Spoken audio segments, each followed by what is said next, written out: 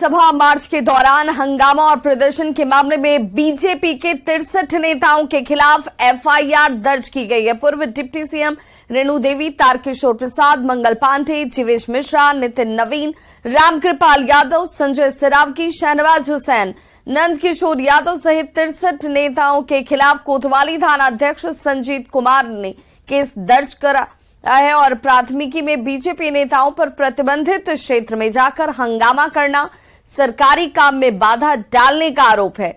बड़ी बात यह कि एफआईआर में बिहार बीजेपी अध्यक्ष सम्राट चौधरी और नेता प्रतिपक्ष विजय सिन्हा दोनों के ही नाम नहीं है।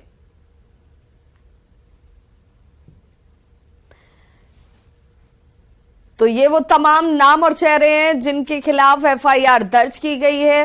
नितिन नवीन जो कि पूर्व पथ निर्माण मंत्री हैं, वो उनके खिलाफ ये एफआईआर दर्ज हुई है। नंद किशोर यादव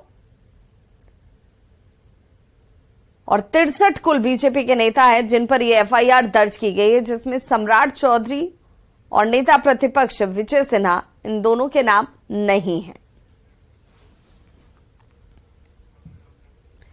पटना में गुरुवार को हुए लाठीचार्ज पर डीएम ने अपना पक्ष रखा। डीएम ने कहा कि डाक बंगला चौराहे से आगे जाने से रोकने पर लाठीचार्ज किया गया क्योंकि विधानसभा का सत्र चल रहा था, तो भीड़ को उससे आगे जाने की इजाजत नहीं थी। वहीं एक कार्यकर्ता की मौत पर डीएम ने कहा कि शरीर पर चोट के कोई निशान नहीं है, इसीलिए वे लोग आश्वस्त हैं कि लाठीचार्ज में विजय सिंह की मौत नहीं हुई। चौराहा शहर का हम लोग देखते हैं कि हर्ट है और एक बार अगर वो चौक होता है तो पूरा शहर चौक हो जाता है, अस्त व्यस्त हो जाता है, पब्लिक आर्डर पूरा वो एक तरह से कोलैप्स कर जाता है। तो इसलिए हम लोगों का प्रयास होता है, आम लोगों को भी भारी असुविधा होती है, इसलिए हम लोगों का प्रयास होता है कि डाक बंगला चौराहा पर नहीं पहुंचे लोग या कोई पहुंचता भी है तो जितना जल्दी संभव हो वो खाली हो जाए। तो इसी क्रम में वहाँ नाकेबंदी की गई थी और कुछ जो प्रदर्शनकारी लोग थे वहाँ पहुँचे और वीडियो फुटेज भी हम लोगों ने देखा है और रिपोर्ट भी आई है। वहाँ उनको बैरिकेड पर रोकने की कोशिश की गई, लेकिन ज़बरदस्ती वो लोग जो है बैरिकेड को गिराने लगे और गिरा भी दिए। कुछ ग्रुप जो है हम लोगों ने देखे हैं और उसके बाद वहाँ से फिर आगे बढ़ने लगे और रोकने पर फिर हम लोगों ने देखा है कि मिर्च का पाउडर भी फेंका गया, जिसमें कुछ जवानों के आंख में भी लगा है, एक दो जर्नलिस्ट थे उनके भी आंख में लगा है। तो मिर्च पाउडर भी फेंका गया और उसके बाद उसको तोड़ करके आगे बढ़ने की कोशिश की गई। तो वहाँ से अगर एक बार वो फेल करता हम लोगों का सिस्टम या नाकेबंदी, तो फिर उसके बाद कहीं रोकना बहुत मुश्किल होता।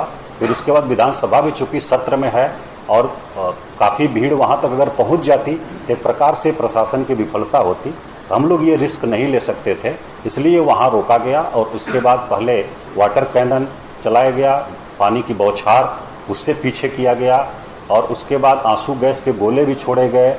फिर भी नहीं मानने पर और वो बैरिकेड गिरा करके और आगे जाने का प्रयास किया गया, उसमें फिर हल्का बल प्रयोग हुआ। तो ये पूरा घटनाक्रम है, शरीर पर कहीं चोट का निशान नहीं है, इसलिए हम लोग ये आश्वस्त हैं कि लाठीचार्ज से ऐसा नहीं हुआ है। कारण कुछ दूसरा है, जो भी है, चाहे हार्ट अटैक का हो या अन्य कोई कारण हो, कोलैप्स हो गए हैं जैसा बता रहे हैं। किस कारण से हुए हैं ये पोस्टमार्टम रिपोर्ट आने के बाद ही स्पष्ट होगा। तो डीएम की तरफ से रखे गए पक्ष पर बीजेपी ने अपनी आपत्ति जाहिर की है। बीजेपी प्रवक्ता का कहना है कि डीएम सत्ता पक्ष के दबाव में बयान दे रहे हैं, बार बार मिर्ची पाउडर की बात आ रही है। अगर ऐसा है तो प्रशासन को सबूत सामने रखना चाहिए। प्रशासन जिस तरीके की बात कर रही है इस हत्या में, उससे यह साफ स्पष्ट हो रहा है कि राजनीतिक आंकड़ों की बोली प्रशासन बोल रही है। बार बार मिर्ची पाउडर की बात आ रही है। मैं चुनौती देता हूं प्रशासन को कि इस तरीके का कोई भी आरोप लगाने से पहले पुख्ता सबूत दें।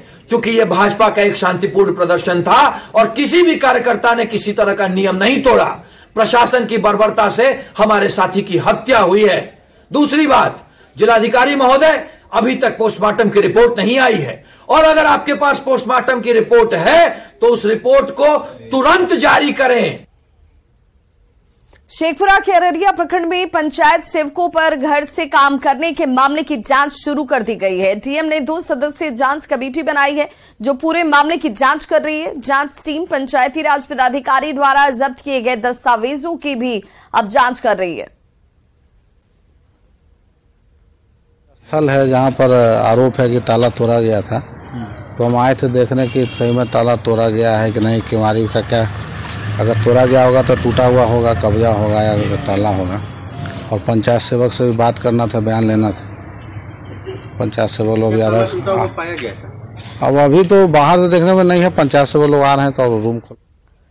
बगहा में सरकारी कार्यालयों में अंधेर गर्दी का एक हैरान करने वाला मामला सामने आया। बगहा अनुमंडलीय अस्पताल में रोगी कल्याण समिति का एक सदस्य है राहुल मेहरा। अस्पताल में गार्ड के पद पर तैनात है, लेकिन राहुल मेहरा ड्यूटी कैसे करता है उसका अंदाजा इस वीडियो से आप लगा सकते हैं। उसके पिता के इस वीडियो से समझ में आता है।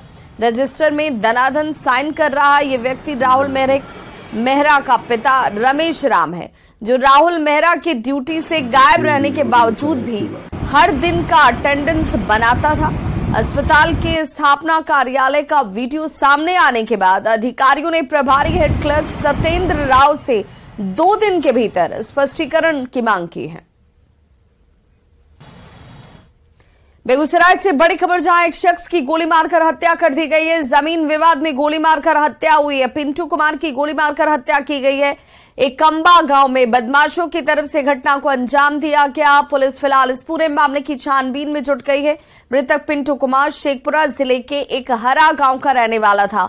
पीड़ित देव नारायण सिंह का आरोप है कि कुछ दिन पहले 1 बीघा जमीन खरीदी गई, जिस पर गांव के ही दबंग ब्रजेश सिंह और रितेश सिंह की नजर थी। जमीन खरीदने के बाद दोनों रंगदारी की मांग कर रहे थे। रंगदारी नहीं देने पर ही बदमाशों ने गोली मारकर हत्या को अंजाम दिया है।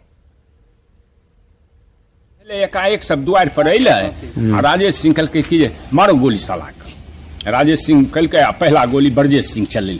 आज सर एकाएक अल, सब मैंने वो जमीन के विवाद रहे सर, जमीन के विवाद रहे तब वो सब जो अवैध काम करे थे, हमें लिखा लिए। तब कल के कि लाख रुपए बीघा से जमीन क्या टैक्स देबो तब जमीन जोते देंगे। तो हम छौराही थाना गेलिए 4वें महीना 24 तारीख छौराही थाना में आवेदन दिलिए। पैसा वाला उ सब आदमी रहे, 1 महीना धर कोई सुनवाई छौराही थाना नहीं के। तब आपके कोर्ट में हमें आपके केस के लिए। और बड़ी खबर गोपालगंज से आ रही है, जहां दिल्ली पुलिस ने गोपालगंज पुलिस के साथ छापेमारी कर अंतर्राष्ट्रीय साइबर अपराधी को गिरफ्तार कर लिया है। गिरफ्तार साइबर अपराधी की पहचान सलमान अली के तौर पर की गई है। सलमान अली बरौली थाना क्षेत्र के संदली गांव का रहने वाला है। पुलिस ने इसके पास से अलग अलग कंपनियों के 17 सिम कार्ड, 18 डेबिट कार्ड, महंगे मोबाइल और कई आपत्तिजनक सामान बरामद कर लिए हैं। जानकारी के अनुसार दिल्ली पुलिस के साथ गोपालगंज पुलिस ने बरौली थाने के संदली गांव में छापेमारी की और इसी छापेमारी के दौरान सलमान अली को उसके घर से गिरफ्तार कर लिया गया। एसपी ने बताया कि यह साइबर अपराधियों को प्रशिक्षण देता था, साइबर फ्रॉड कर पैसे मंगाता था और दुबई भेजता था। वहीं पुलिस जांच कर गिरोह से जुड़े अन्य सदस्यों की गिरफ्तारी के लिए फिलहाल कार्रवाई में जुट गई है। दिल्ली पुलिस के द्वारा एक सूचना मिली थी गोपालगंज पुलिस को कि एक अंतर्राष्ट्रीय साइबर रैकेट के तार हमारे यहाँ भी कुछ जुड़े हुए हैं, और इसी सूचना का हम लोगों ने सत्यापन किया। और सूचना का सत्यापन करने के बाद एक टीम का गठन कर छापेमारी की गई और इसमें से एक व्यक्ति को गिरफ्तार किया गया है, जो एक साइबर रैकेट चला रहा था। और बेसिकली ये हैंडलर का काम करता था, इंटरमीडियरी का काम करता था। और इसके पास से दर्जनों सिम कार्ड, दर्जनों एटीएम और डेबिट कार्ड मिले हैं, लैपटॉप्स मिले हैं और कई तरह के गैजेट्स भी मिले हैं। हम लोगों ने इससे पूछताछ किया है और हम लोग पूछताछ के आधार पर आगे